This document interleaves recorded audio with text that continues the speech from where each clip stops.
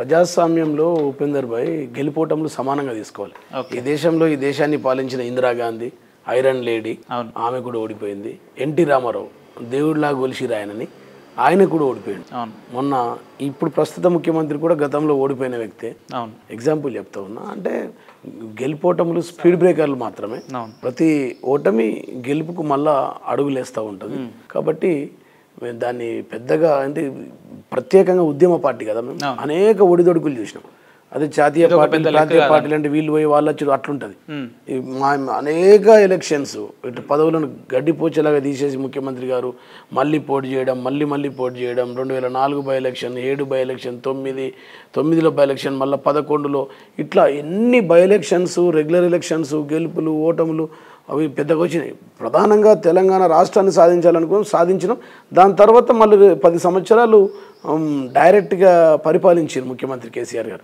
దాంట్లో మొదటిసారి తక్కువ వయసులో నాకు రావడం, నేను ఇప్పుడు జిల్లా అధ్యక్షుడిగా ఉండడం, 2 సార్లు ఎమ్మెల్యే. మా అమ్మ సర్పంచ్ కాదు, మా నాయన ఉప సర్పంచ్ కాదు. చాలా సంతోషంగా ఉన్నాం. ప్రజలు ఇచ్చిన తీర్పుని నేను గౌరవిస్తున్నా, శిరస వహించిస్తున్నా. ప్రతిపక్ష నేతగా ఖచ్చితంగా కొట్లాడతాం. పార్టీకి ద్రోహం చేసి వెళ్ళిన వాళ్ళు ఎంబటపడతాం. అదేవిధంగా మళ్ళీ బై ఎలక్షన్స్ వస్తాయి. ఎవరైతే పోతురో వాళ్ళు యాంటీ డిఫెక్షన్ పార్టీ ఫిరాయింపుల చట్టం కింద ఖచ్చితంగా మళ్ళా మా పార్టీ వస్తుందని చెప్పి. పార్టీ ఓడిపోయిన తర్వాత అనేక విమర్శల మీద మాట్లాడని జీవన్ రెడ్డి గారు గత 2-3 రోజుల నుంచి పార్టీ ఫిరాయించిన నేతల మీద ఈ తీవ్ర స్థాయిలో ధ్వజమెత్తడాన్ని ఎట్లా చూసుకోవచ్చు? ఒక్కటే కాదు, నేను అన్ని విషయాల మీద మాట్లాడుతున్నా, కూలంకషంగా వివరణాత్మకంగా మాట్లాడుతున్నా. నేనేమన్నానంటే, రేవంత్ రెడ్డి గారు ఏమన్నారంటే మీకు వీడియో చూపించాలి. వారు ఏమన్నారు, 100 రోజులు నాకు సమయం ఇవ్వండి అని చెప్పిండు. మరి 100 రోజుల సమయం ఆయనకు అయిపోయింది, ఆయన పీరియడ్. మేము చెప్పింది కాదు, ఆయన్నే చెప్పిండు టైం. ఇక ఇన్ని రోజులు ఇవ్వండి మాకు, 100 రోజుల తర్వాత నేను ఈ డేట్కి ఇది చేస్తా, ఈ డేట్కి ఇది చేస్తా అన్నాడు. మేము ఒక్క నిమిషం సార్, మేమేమంటున్నామంటే వాళ్ళ మాటల్లో చూపిస్తాం. 100 రోజులు వదిలిన తర్వాత గ్రేస్ పీరియడ్.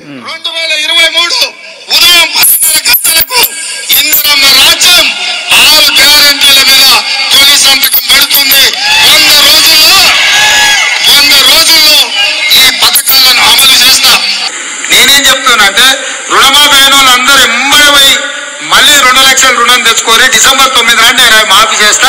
కాబట్టి రైతులందరికీ నేను విజ్ఞప్తి చేస్తున్నా, ఎంబడే పోయి బ్యాంకు పోయి లోన్లు తెచ్చుకొని వచ్చిన ఎంబడే నేను రుణమాఫీ చేస్తా. వరి పండించేటువంటి రైతులకి వరి పంటకి క్వింటాల్కి 500 రూపాయలు అదనంగా బోనస్ ని ప్రకటిస్తా ఉన్నారు.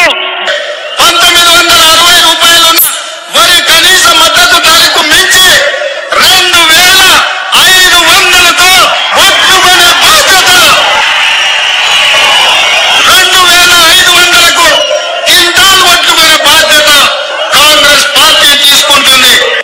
వ్యవసాయ పనులు మొదలయ్యే ముందల్లే సంవత్సరానికి ప్రతి రైతుకు ఎకరాకు 15,000 రూపాయలు రైతు భరోసా పథకం కింద ప్రతి రైతును ఆదుకునే బాధ్యత కాంగ్రెస్ పార్టీ తీసుకుంటది.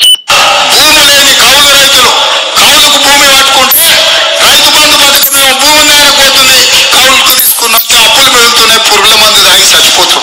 అందుకే కౌలు రైతులను కూడా గుర్తించి ప్రతి ఎకరాకు బాగా ప్రిపేర్డ్ అయినట్టున్నారు కదా. కాంగ్రెస్ పార్టీ నిర్ణయం తీసుకుంది. భూమి లేని వాళ్ళు ఊరికి పోతే, అయ్యా భూమి ఉన్నోనికే భూమి ఉంది, వానికి నువ్వు పైసలు ఇవ్వబడుతుంది, నా పరిస్థితి ఏందని మేము కూడా ఆలోచన చేసినాం. సోనియమ్మతోని, రాహుల్ గాంధీతోటి కరెక్టే కదా అని భూమి లేని ఉపాధి హామీ కూలీలకు కూడా ఇవాళ ప్రతి సంవత్సరం 12,000 రూపాయలు ఉపాధి హామీ కూలీలకు ఇవ్వాలని ఇవాళ కాంగ్రెస్ పార్టీ నిర్ణయం తీసుకున్నది. ఈ హామీలన్నీ వారి మాటల్లో వారే భట్టి గారు, ఉత్తమ్ గారు, రేవంత్ రెడ్డి గారు ప్రభుత్వ వాళ్ళు చెప్పారు. ఒక ముఖ్యమంత్రి పిసిసి హోదాలో చెప్పాడు, ఆయనే ముఖ్యమంత్రి అయ్యారు. కాబట్టి 100 రోజులు మరి ఓడిన వెంటనే ప్రజలలోకి వచ్చి మాట్లాడడం, టీవీలలో మాట్లాడుతూ ఉంటే ఏ సమయం ఇస్తలేరు అని మీరే అంటారు. 3 రోజులలో అవుతుందా, 10 రోజుల్లో అవుతుందా? వారు చెప్పిన టైంలో డిసెంబర్ 9 ఆగినాం, జనవరి 9, ఫిబ్రవరి 9, మార్చి 9, ఏప్రిల్ 9, మే 9 రాబోతా ఉంది. 6 మాసాలు, 5 నుంచి 6 మాసాలు కాబోతా ఉంది. కాబట్టి మేమేమంటున్నామంటే, వారు ఇచ్చారు, మేము చెప్పింది కాదు, వారు కితాబులు కూడా ఇచ్చారు, పెద్ద పెద్ద పుస్తకాలు ఇచ్చారు. పుస్తకాలు ఇది 420. అది 6 హామీలు అంటున్నారు ఉపేందర్ గారు. మీరు 6 హామీలు, 6 గ్యారెంటీలు కాదు, అది 13 గ్యారెంటీలు 6లోనూ ఉన్నాయి. మొత్తం మొత్తం అట్లా చెప్పింది అన్ని రంగాల్లో 420 420. ఈ 420లో అన్ని రంగాలు వ్యవసాయ రంగం, యువత, విద్యారంగం, అమరులు, సాగునీటి రంగం, ఎస్టీ, గృహ నిర్మాణం, హైదరాబాద్ అభివృద్ధి, పర్యాటక, పర్యావరణం, ఇతర హామీలు, ఇట్లా 3 లక్షల వరకు వడ్డీ లేని పంట రుణాలు, కాంగ్రెస్ ప్రభుత్వం ఏర్పడిన వెంటనే 2 లక్షల రైతు రుణమాఫీ, మొదటి ఏడాదిలోనే 2 లక్షల ప్రభుత్వ ఉద్యోగాల భర్తీ, 6 మాసం 6 నెలలు అయిపోయింది. ఈ విధంగా విశ్వవిద్యాలయాల్లో రీసెర్చ్ స్కాలర్స్కి 10,000. అమలు కాని హామీలు తెలంగాణలో ఉపేందర్కి తెలియదు కాదు. పెడతా అంటే ఆశ, ఇస్తా అంటే మూగులు కేసి ముఖం చూస్తారు, అంతే కదా. పెడతా అంటే ఆశతో వాళ్ళు అరే ఏదో జరగబోతా ఉంది, కేసీఆర్ ఇచ్చే 2,000 అయితే రానే వస్తుంది, mission Bhagiratha 1,56,672 kilometre pipe line వేసిర్రు, ఆ నీళ్ళు ఎట్లాగ వస్తాయి, కేసీఆర్ ఇచ్చే రుణమాఫీ వచ్చేసింది, ఈయనేదో 2 లక్షలు ఇస్తా అంటుండు, ఆయన 15,000 ఇస్తా అంటుండు, ఈయన 10,000 ఇస్తుండు, తులం బంగారం ఇస్తాడట, కళ్యాణ లక్ష్మి ఇస్తా అంటుండు అని చెప్పి వారికి అనేక అమలుకు సాధ్యం కాని హామీలను ఇచ్చారు. ఇచ్చి వచ్చేసరికి వారు కూడా ఇవన్నీ వస్తా ఉన్నాయి కదా, 10 ఏళ్ళు అనుభవిస్తున్నాం కదా, ఏదో కొత్తగా వస్తాడట, ముసలిళ్ళకు కూడా ఆశ ఎక్కువ అయిపోయింది, పాపం 4,000 ఇస్తా అంటుండని అటువైపు చూశారు. కళ్యాణ లక్ష్మితో బంగారం ఇస్తామంటే కాంగ్రెస్ వైపు చూశారు. రైతు కూలీలకు కూడా 12,000 ఇస్తా అంటే వారు చూశారు. మహాలక్ష్మి ద్వారా అత్తకు, కోడలకు, బిడ్డకు, మరదలకు, వదిలేకు ఒక ఇంట్లో 5 మహిళలు ఉంటే 5 వస్తాయని చెప్పి ఇవన్నీ జరుగుతలేవు అంటారా ప్రజలకు? ఒక్కటి నేనంటే రైతు బంధు వస్తలేదా? రైతు బంధు రావట్లేదు. 5 ఎకరాలకే అన్న వస్త్రం కోతే ఉన్న వస్త్రం పోయింది.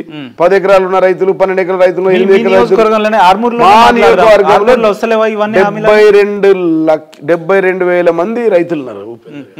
76,000 మందిలో అందరికి సగమే, 3 ఎకరాలకు, 2 ఎకరాలకు, 5 ఎకరాలకు. వాళ్ళ కడుపు ఎండుతుంది కదా, 5 ఎకరాలు అయితే ఎండబెట్టుకోలేరు కదా, వీళ్ళు ఇయ్యలేరు అని చెప్పి 2 లక్షలు రాకపోయే పెట్టుబడి తీసుకొచ్చి వ్యవసాయం చేసిరి. పంట పొలాలు 20 లక్షల ఎకరాలు ఎండిపోవాలి. వాళ్ళు ఏం చెప్తున్నారు అంటే పేద రైతులు అంటే ఎవరైతే 5 ఎకరాల కింద ఉన్నోళ్ళే రైతులే కదా, మరి 100 ఎకరాలు ఉన్న జీవన్ రెడ్డి లాంటి వాళ్ళు ఎట్లా పేద రైతులు? ఇప్పుడు మా ఎకరాలు ఉంది కదా, మేము తీసుకోలేము, మాకు కావద్దన్నాము. అప్పుడు మేము రిటర్న్ కూడా ఇచ్చినాం, ఒకసారి రిటర్న్ కూడా ఇచ్చినాం. మేము మాలాంటి ప్రూఫ్ ఉంది. ఎవరికి ఇచ్చిరా? ఏ చారిటబుల్ కి ఇచ్చిరా? అంటే మేము చారిటబుల్ కాదు, మేము తీసుకోలే. అది ఒక్కసారి అవసరం పడలేదు. వినండి, రెండోది ఏంటంటే ఈ రైతులు మొగలకు ముఖమేసి పెట్టి చూసి, ఇప్పుడు రైతే, రైతులో పేద రైతు, ధనిక రైతు ఏముండడు, రైతులంతా ఇంచుమించుగా గదే అప్పుల నుంచి ఈ 10 ఏళ్లలో రైస్ మిల్లర్ దగ్గర నుంచి అప్పులు తెచ్చుకున్నాడు, గంజిలకించి అప్పులు తెచ్చుకున్నాడు, బంద్ చేసి. అంతకుముందు ప్రతి పంటకు వరి పంట పెడితే రైస్ మిల్లర్ సేట్ దగ్గర పోయి తెచ్చుకోవాలి, గంజిల పసుపు సేట్ దగ్గర తీసుకురచ్చుకోవాలి.